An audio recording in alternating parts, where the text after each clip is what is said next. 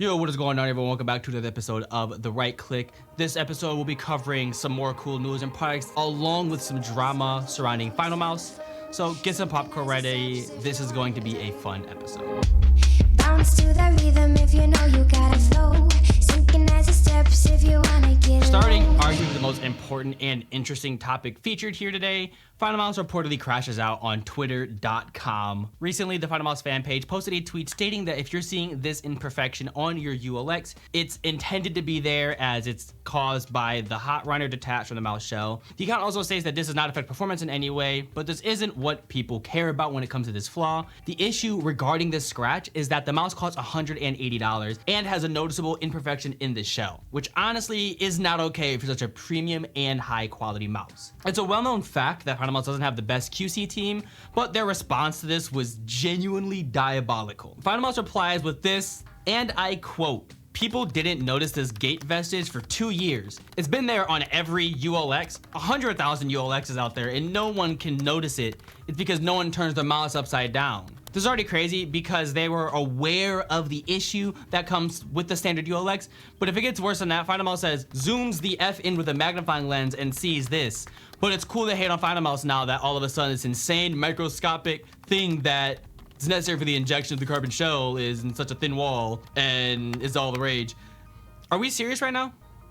This is the response the community gets. Genuinely unbelievable coming from the top tier premium quality brand. The funny part is people don't even hate on Finalmouse for small things like this. People hate on Finalmouse for the unbelievable amount of flaws and their expensive mice. For example, the non-stop delays, the shockingly fragile shell on the batch 1 unit, the insane shipping times, the terrible scroll wheel, which mind you, no other mouse has that same jump like Finalmouse does. At this point, I don't know what I'm supposed to expect from a company anymore that after countless mistakes refuses to own up to those mistakes and flat out doesn't take responsibility for them. Because if I were to spend this $200 on this mouse, I'm expecting it to be a perfect mouse. You can get equally as well-made mice for a quarter of the cost. You have mice like the M-Chose L7, that's $46 or $52 and is a better built mouse than when I got my ULX. And I understand the QC issues with the ULX have been fixed and they have the solid shells and whatever, but that's not the point. The point is it's $200 and they're just now, after 10 years of mess ups,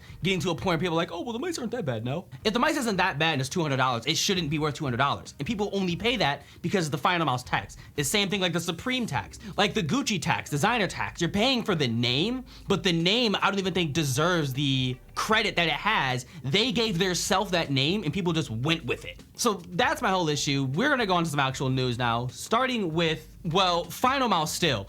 Finalmouse is now being stocked on Max Gaming, which only happened with the 10s model for as long as I can remember. They are now being stocked on Max Gaming, so if you did want to pick up the ULX, you can go do that now on Max Gaming. The first actual product we'll be talking about today is going to be 3 different clones of the Prime, manufactured by Shark, InfinityMice, and Zhaopin. All Chinese companies, which are going to cost $80 with tariffs. With clones, there's not usually too much to discuss. We'll go over the specs for you. All 3 mice share the exact same specs. The clones support 8K polling rate, 49 grams, a 3950 sensor, and 80 hours of battery life, which is fine, of course. They have the same shape as the Prime, which is Steelseries' greatest ergonomic shape ever made, and are priced at $50, which is acceptable and a low price for an 8K Hertz mouse. The next product we're going to be covering in this episode is the Keychron M5 8K. As the name suggests, the mouse has a polling rate of 8K Hertz, but something that you might not pick up from the name is that this mouse is a vertical mouse. The M5 comes with the Pixar 3950 sensor, wireless dongle, 140 hours of battery life, up to 30,000 DPI, as well as its own software, remappable buttons, macro support, everything you could ever expect in a gaming mouse, you have it. The vertical mice are very hit or miss. They're more of a niche shape when it comes to gaming. The M5 specifically is a heavy boy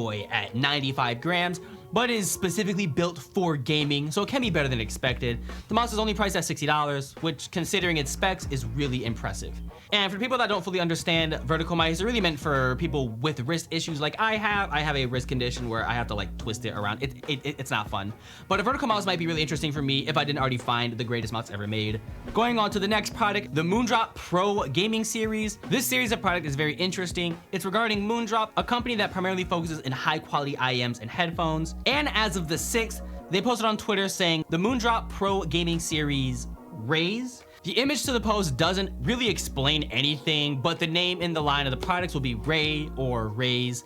There isn't a lot of info on this at the time of writing this, but I'm excited to see what Moonrop is cooking. Next up on our list is a new mouse by G-Wolves, the HTS2 Pro 8K. The HTS2 is a super light mouse, 27 grams, with the Pixart 3395 sensor, 8K polling rate, up to 80 hours of battery life. This mouse is primarily made for palm grip and is a hefty $140. It comes in 5 different colorways, those being white, green, red, purple, and gray, with purple and gray being opaque shells that you can see through. The mouse is quite small and is definitely oriented towards being a super fast mouse. Steelseries is releasing a new mouse sometime in Q3 or Q4 of this year called the Sensei Pro Mini.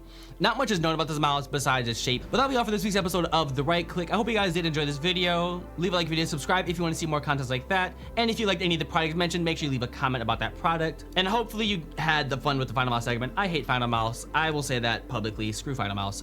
But that should be all. I'll see you guys in the next one.